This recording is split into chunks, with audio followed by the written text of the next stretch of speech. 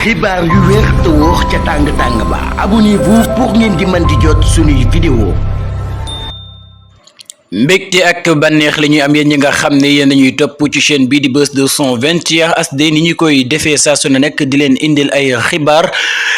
yi nag la ca gën a fës ki nga xam ne nag moom moo di Sidath Thioune nekk itam animateur foofee ca RFM ginnaaw bi nga xamee ne nag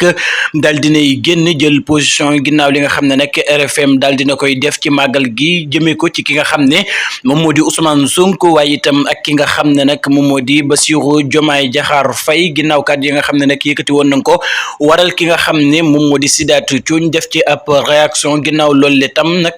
ñu daal di koy suspendre foofee nga xam ne nag moom moo di ca RFM ka def lu ni mel nag du kenn ku dul ki nga xam ne nag moom moo di directeur ba di Babacar Fall ginnaaw loolu la nag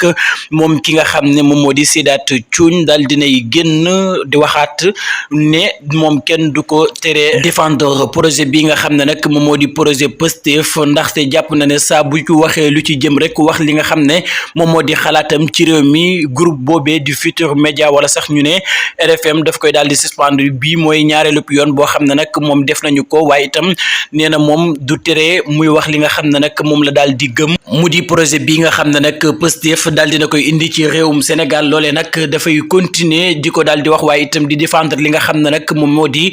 projet boobee nga xam ne ñii di waa Pastef indi nañu ko fi kon nag moom dafay continuer di wax li nga xam ne nag moom moo di xalaatam ci li nga xam ne moom moo di réewum Sénégal.